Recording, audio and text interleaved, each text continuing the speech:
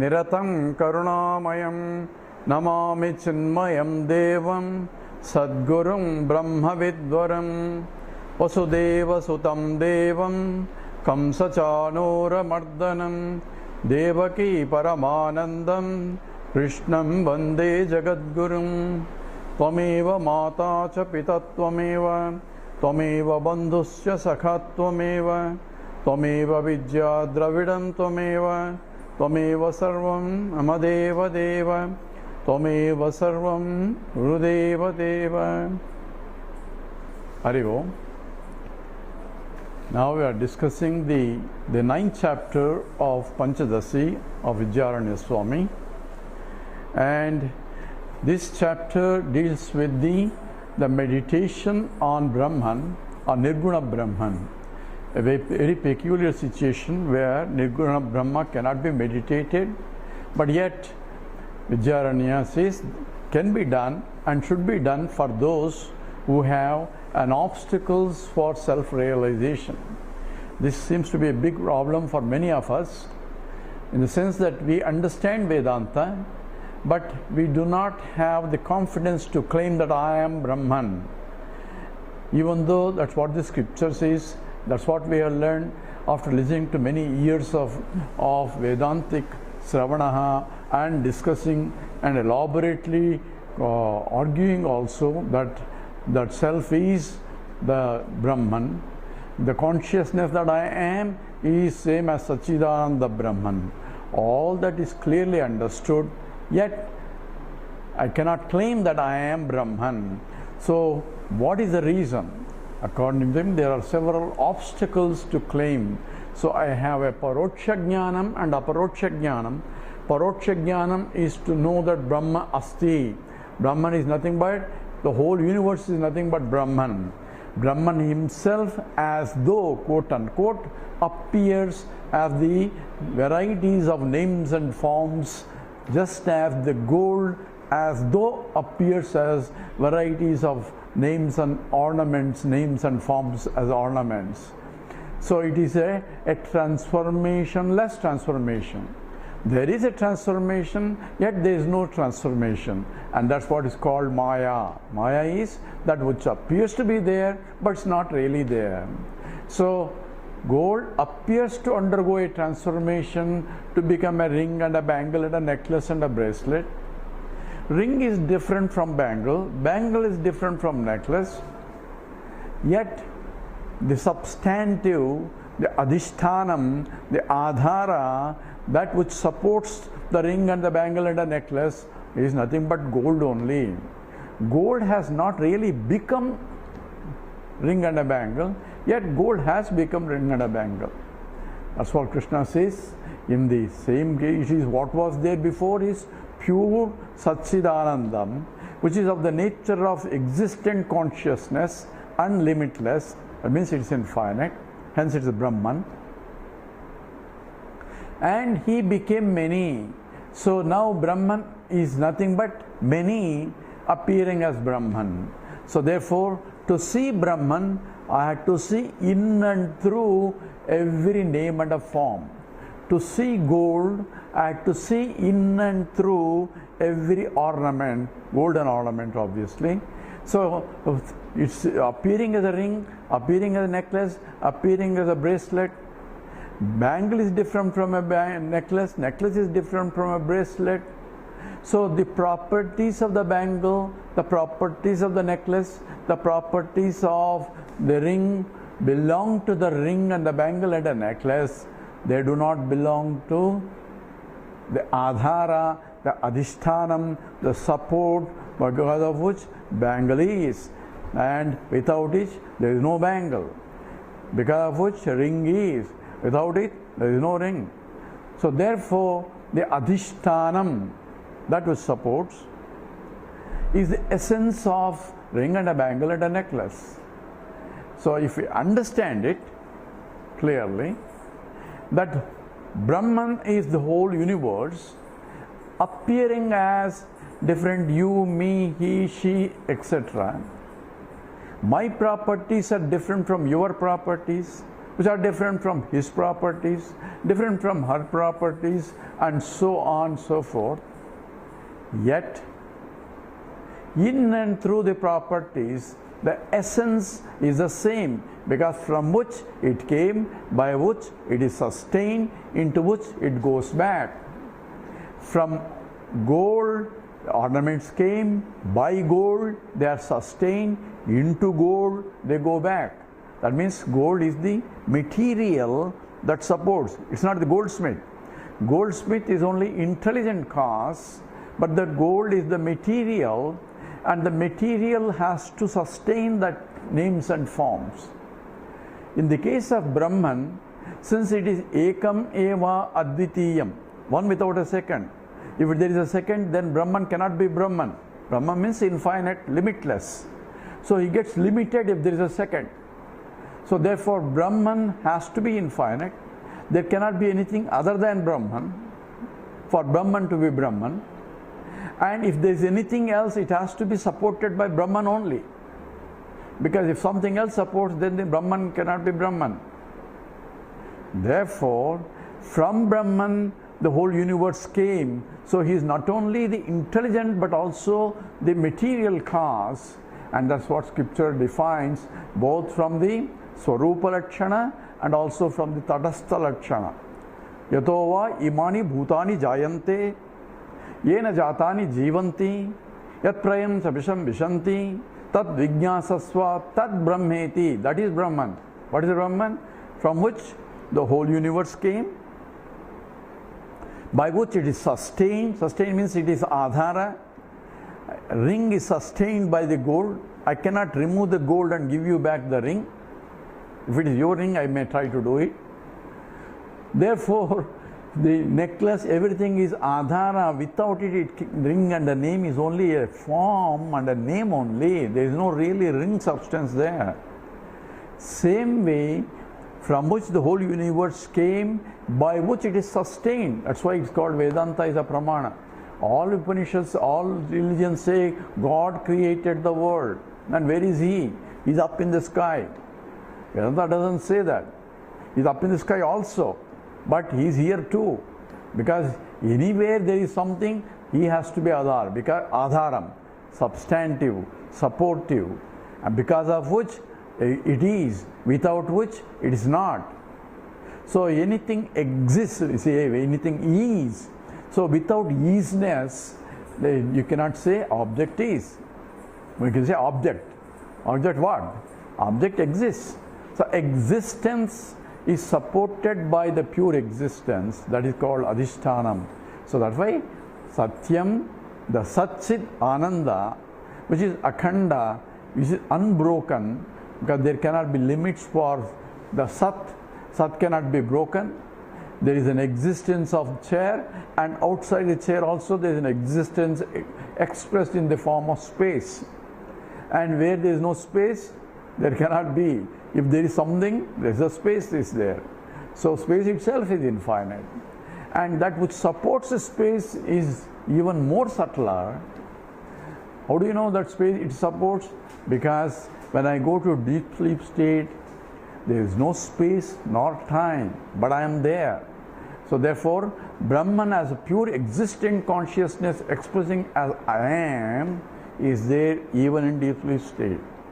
So having understood all this by analysis, by the Shastram, and by the Yukti, by the logic, and by also experientially also, knowing that still a lot of people have a problem to claim that I am Brahman. Where is the problem? If I understood, then that's the end of it. No, I had to meditate on it. Why do you have to meditate on it? You have to meditate only to remove the obstacles that are inhibiting that, to recognize that I am Brahman. So whole chapter is meant for those who have understood Vedanta by Srotavyaha, Mantavyaha, and not able to do Nididhyasana. So here, if we read the sloka 37 that we finish. Kalena paripachyante, Kalena paripachyante, Krushirgarbhadayo yatha, Krushirgarbhadayo yatha, Tadvadatma vicharopi, Tadvadatma vicharopi, Sanaih kalena pachyate, Sanaih kalena pachyate. So, when it is not digested clearly because of some obstacles, he is going to talk about the obstacles soon, and he already discussed some kind of obstacles. He is going to have more clear description of it. So what should I do? I understood, but I am not able to retain that knowledge. In the class it is okay. Outside the class I am back to my transactional world with ragadveshas, likes and dislikes, and all the emotional attachments that go with it. So I am not able to keep that knowledge when I am transacting. So what should I do? Keep that knowledge in mind. So vichara, inquiry has to be done. So therefore, to claim that number one, everything is Brahman, I have to listen to scriptures again and again until that is clear. To claim that Aham Brahmasmi, I have to listen to the Mahavakyas vichara. How can I be that? Has to be clear. That even though it's clear, I am not able to claim, so I have to keep that constantly. The mind has to dwell in that were constant contemplation on that. It says bhuyo bhuya, again and again and again. You have to keep that going on for the mind to dwell on it, because we have spent many lives. In every life we are associated with the body, mind and intellect, and living with that identification. How do we know? The fact that you are born and going through this life because of you went through same thing in the past life. That's obvious, because you have done some actions and vasanas, and that will propel you to come. You have to keep going until you get out of this cycle, and only way to get out of the cycle is to claim that I do not belong in this. That means Aham Brahmasmi. This samsara is only a passing things, and I have nothing to do with it. That's what Krishna says, Maya tatam idam sarvam jagat avyakta murtina. I pervade this entire universe in unmanifested form. Mastani sarva bhutani. All beings are in me.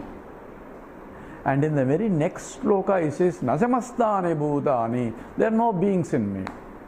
It's not a contradiction, but it is a clear understanding that I am pure Satchidananda. There is nothing other than myself. If there is something other than myself, they are only apparent. Therefore, their karmas or their actions do not touch me. I am asangoham. I am untouched by any of this. And that's what can claim. To claim that, I have to keep on the memory and recognition and the teaching, vichara, inquiry should go on. And how long it will go?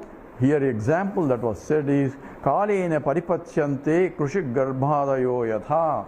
Just as it takes 9 months for the fetus to grow into a baby, and you cannot hurry it up. It is a natural process to grow, and you cannot remove it early, then it is not complete. So therefore, if it takes its own time, kalena paripachyante, it gets essentially matures, and yatha krushi garbhadayaha, just as this seed in the garbham, and atma vicharaha api tadvat atma vicharopi sanaihi kalena pachyati. So inquiring into oneself again and again, and making sure that I am that pure consciousness and not this body. That's why in the morning, first thing in the morning, it says pratasmarami hrudisam spuradatmatattvam satchitsukam paramahamsa gatim turiyam. So pratasmarami, first thing in the morning, think pratasmarami hudisam swaratma tattvam. Atma tattvam has to be contemplated in the first thing in the morning and the last thing in the night, and in between whenever. So therefore it says bhuyo bhuyaha again and again until mind gets mature enough to firmly abide in the knowledge, which Bhagavan Ramana Maharshi says Dudhaiva Nishtha, firm abidance is required. And that's why the next sloka, 38 we see, is emphasized again. Punaha punar vicharepi, punaha punar vicharepi, trividha pratibandhataha, trividha pratibandhataha, navetti tattva-mitchetad, navetti tattva-mitchetad, vartike samyagiritam, vartike samyagiritam. Together, punah punar vicharepi, trividha pratibandhataha, navetti tattva-mitchetad, vartike samyagiritam. So punaha vichare api. So one has to inquire again and again. And he says, who says this? Here he is giving a reference to Vartike. Vartike is in the Vartika. Vartika is written by Sureshwaracharya, and this has been discussed elaborately. And there he says Trividha Pratibandhataha, because of three types of obstacles. So what are the obstacles? So Sureshwaracharya has discussed in the Vartika that there are three obstacles that prevent one from claiming that Aham Brahmasmi, even though one has understood by listening to Vedanta for many years. And therefore, what is the remedy for it? It says punar vicharapi. One has to keep on inquiring again and again and again. In the mind has to keep on dwelling on that and nothing else in order to firmly abide in the knowledge. Because of three types of obstacles are there, and to get rid of them one has to do. So depending upon the individuals, these obstacles can be varied. And he's going to discuss three obstacles, and one related to the past, another related to the present, and third related to the future. So therefore, these obstacles, naveti, one does not know, tattvam iti etad, this truth does not know, etad, this is not known, and etad vartike samyagiritam. So this has been described exhaustively in the Vartika by Sureshwaracharya. We'll read 39 now.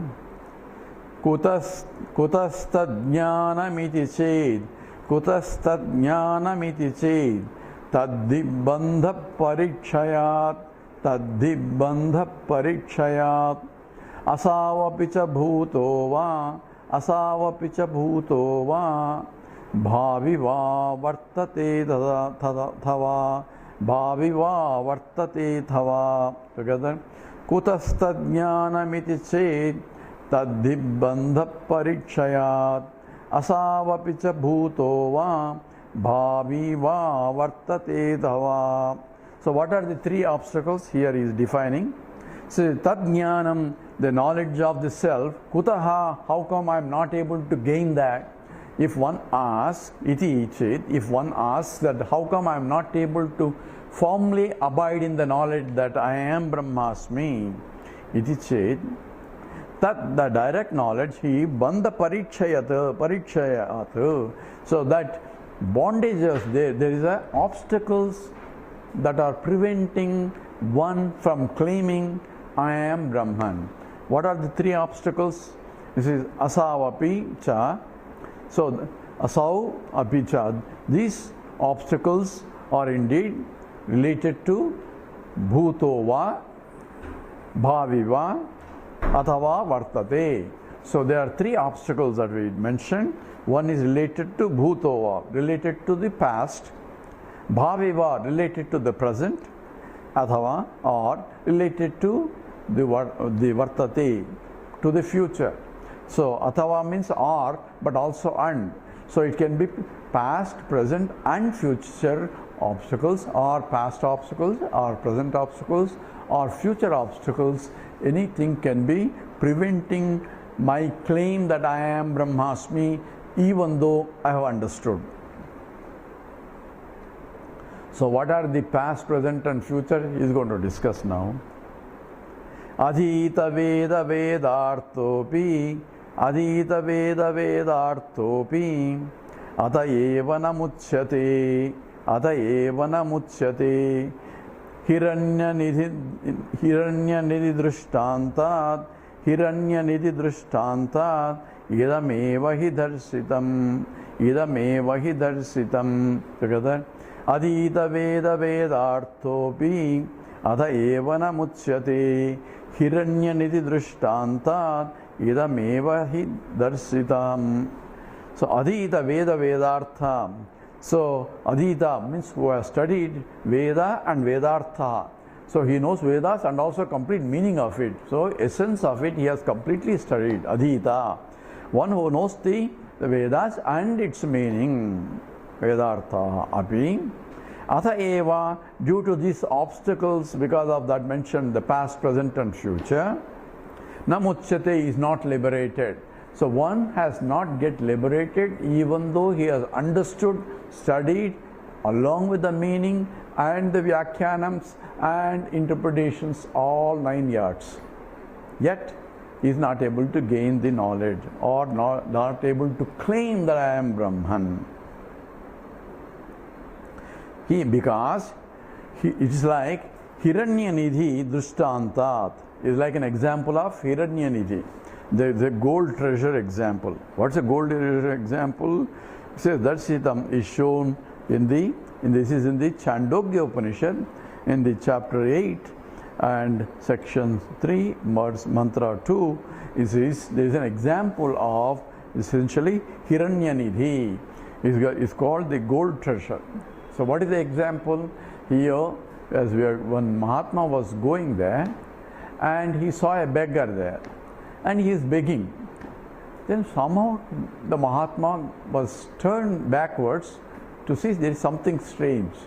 So he turned back and looked at the beggar and then looked at the place she is sitting, and then he could not resist laughing. Why? Because the beggar is begging for money. At the same time, he is sitting in the place where there is a treasure there. So there is a treasure. So he can claim that because that's his place, presumably. And at the same time, he is still a beggar. Even though he has the treasure, he is still begging because he doesn't know that he has the treasure. And this is like same way, I know I am Brahman. Brahman means infinite. Therefore, I have no problems anywhere. I am full by myself. I am self-contented. I am happy as I am. I don't need anything for me to become happy. That's what Brahman means. That's what limitless, and that's what happiness is. So sitting on top of a treasure and still begging for something, because the beggar does not know that he is sitting on top of the treasure. In the same way, knowing that I am Brahman, in fact I was Brahman whether I know it or not, I have been Brahman all the time, I cannot but be Brahman, because Brahman being infinite, it has to include me if at all, and therefore I am part of Brahman or full Brahman, depending upon which darshana you follow. But Advaita says you are indeed. So you cannot be part. Why you cannot be part of Brahman? Because Brahman is infinite. Infinite cannot be parted. Because that's the definition of infinite. Infinite cannot have parts. And therefore, if you remove infinity from infinity, infinity, both are infinite as though, because there cannot be both. You cannot remove infinity from infinity in principle. So, Purnamada, Purnamidam, Purnat, Purnamudachyate. So, even though conceptually if I try to remove, it is Purnam only, infinity. Anyway, here See, I understood I am in fact is Brahman. So I am sitting on top of a treasure, not knowing I am already happy. I am begging for happiness outside. And that's what is essentially example given by Chandogya Upanishad. So what should I do to solve the problem? What should beggar has to do? So someone has to teach him that there is a treasure there. So even though if he knows the treasure and still he is begging, then there's something else is a problem. He may not have a tool to pull out the treasure because it's a deep down, and he has to go inside and inquire within and get the treasure. And he does not have the tools, so even though he is sitting on top of it, he is not able to claim the treasure. Even though the teacher taught him, you are already rich, it's right there underneath you. So teacher has done its job. He has to inquire, and that's what inquiry is. Digging into that is inquiring into deep down who I am, because it is in the sanctum sanctorum, it is deep in that. Therefore, upadrashtanumantacha bharta bhokta maheshwara. I am very deep right there, standing there waiting for you to turn inwards. That's what Lord says. Therefore, it is like an example of a beggar who has it but not able to get it. So he gives a different example to illustrate the obstacles here. We'll go to 41. Atitenapi mahishim Atitenapi mahishim snehena pratibandhataha snehena pratibandhataha bhikshustatvam na vedeti bhikshustatvam na vedeti gadha loke pragiyate gadha loke pragiyate. Together. Atitenapi mahishi snehena pratibandhataha bhikshustatvam na vedeti gadha loke pragiyate. So here is another example that was very familiar for a lot of Vedantins. It says Atitena, in the past, Mahishi, a buffalo, Snehena, by attachment, he got attached to a buffalo. One sage got attached to the buffalo, or one seeker got attached to the buffalo. So Atite Mahishi Snehena, Sneha means intense attachment, Adi Pratibandhataha. So that itself became a Pratibandha, because it's an obstacle for his realization. What's the realization? I am the totality itself is realization. Aham Brahmasmi, I am the total. But because of his attachment to that, attachment is that his mind is dwelling on the buffalo.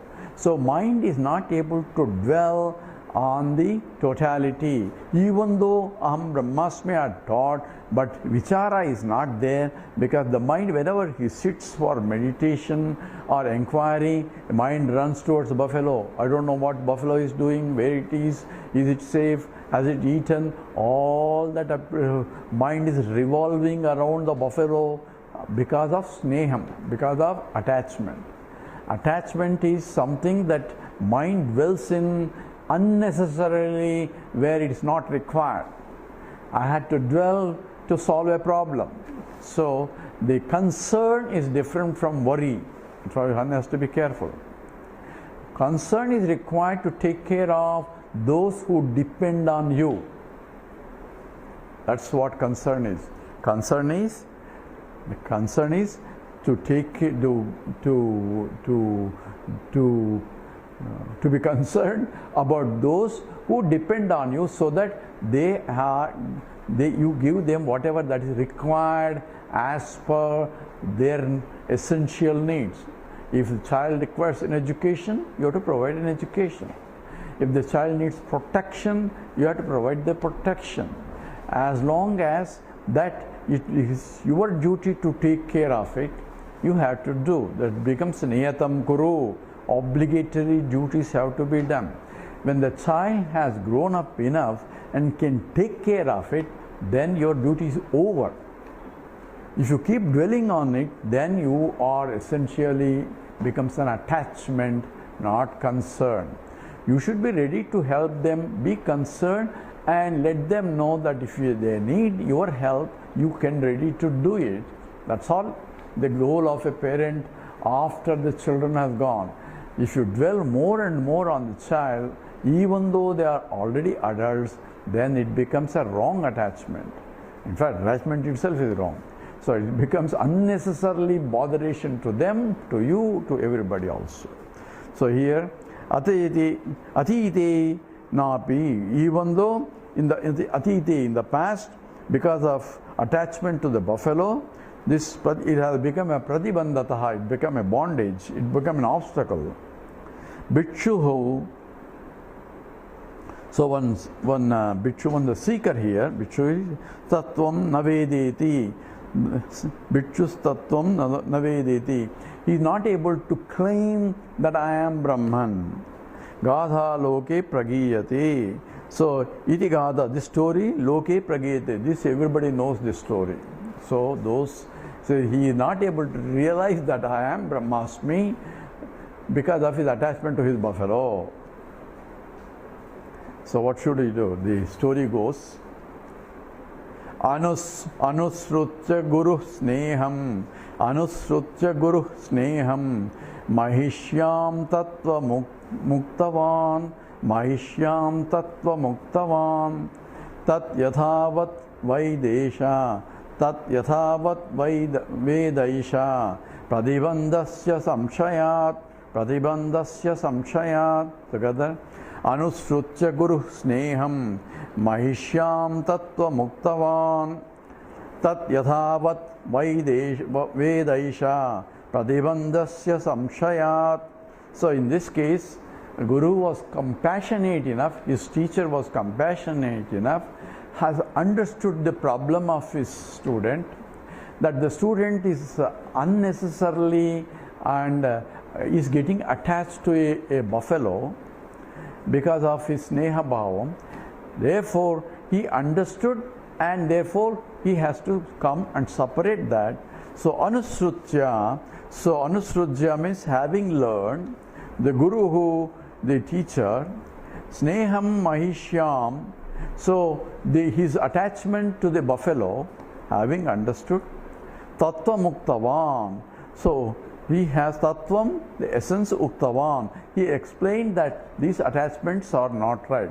This is how the Gitopadesha came also into picture, because of Arjuna's attachment to his grandsires and his teachers, and that's how the whole Vishada Yoga is, because of his attachment. But he has, because of the attachment or raga doshas, it covers the what is dharma. So the nashto moho sudhe dharma, tat prasadena maya chuta. Only in the end he says, the delusion is gone. So in the initially says, I don't know what is dharma, what is so sishyastveham sadhimam tvam prapannam. So I am surrendering to you. That Arjuna recognized the problem and surrendered. Here the Guru recognized the problem of the student, and that's why you need a Guru who is a compassionate and sees the problems of the student and helps him out to get out of that problem. So anusrutya guruhu sneham, this is what used to be in the olden days, where Guru is to live with the teacher, the Shishya is to live with the teacher, and Guru is able to observe systematically how it is. So anusrutya guruhu sneham, mahishyam tattva muktavan. So he got liberated because he stopped that, because he was learned that the attachments really bind one. So get detached, but take care of the mahisha. There is no problem in taking care of the buffalo as needed, but over and above that becomes a attachment. So mahishyam tattva muktavan, tad yadavat vedaishi. So that, by that explanation, Esha, the seeker, is pratibandhasya samshayat vedaisha, having studied Vedasha, have come to realize that, and pratibandhasya samshayat, having removed yayavat as it should be, Veda, as he realized that, is true nature. So, what is the problem? The problem is attachment can bind you, and the same way Arjuna had attachment to his grandsire and his teacher, and after to justify it he included everybody also later. That even the cousins also says, even though they are atatais and I should not kill them, and it's better for me to go and beg alms rather than claiming the kingdom after killing all these people. So that was his problem. So essentially the karpanya doshopa hata swabhavaha pruchami tam dharma sammuda chetaha sishatveham swadhimam tam prapannam. So because of karpanya dosham, because of which the attachments I am not able to see clearly. So I do not know what is right and what is wrong. So that recognition has to come from the student, then only the teaching becomes efficient. So in this case, the student has that, at the same time that is getting covered superficially because of the attachment. So because by tattva bodha, by teaching, it says you are crying where there is no reason for you to cry. That's how Krishna says agatasuna agatasumcha nanu sochanti panditaha.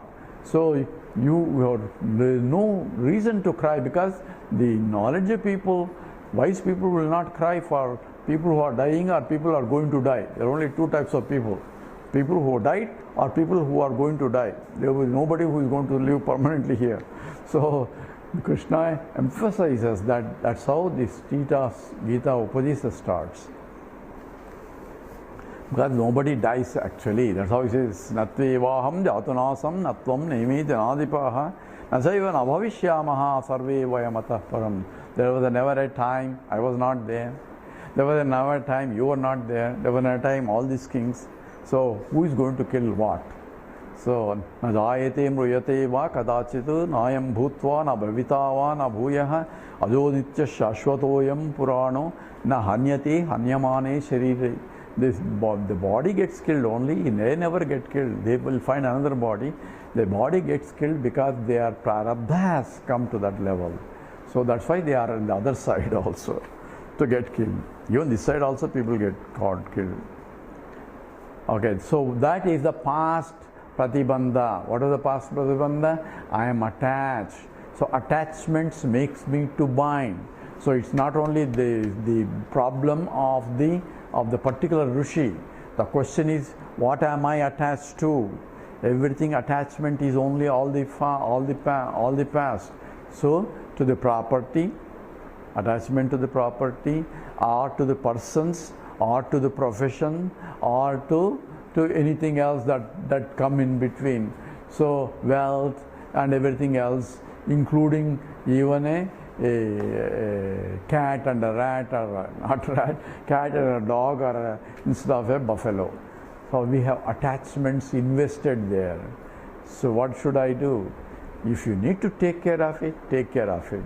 Don't develop unnecessarily attachments. Withdraw the attachments from them and invest attachment to the higher.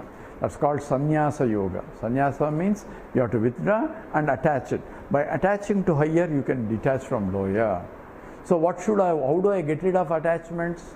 Either I need a teacher, or if I already have the teaching, I need to invest the mind in the knowledge, or in the scriptures, or in the Lord.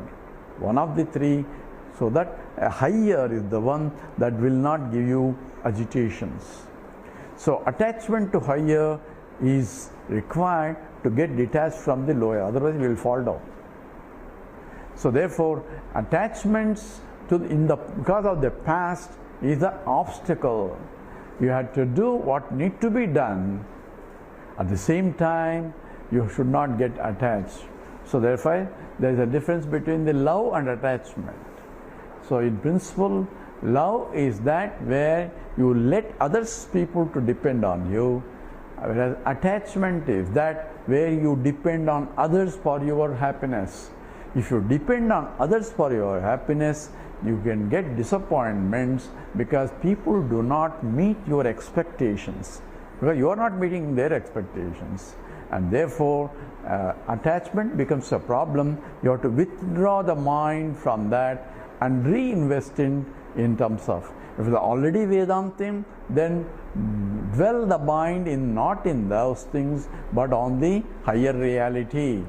If you are a bhakta attached to the Lord, therefore you can get easily detached. So attachment to the higher is called devotion, attachment to the lower is falling in love. So all these things are to be understood. So that is what the pratibandha of the past.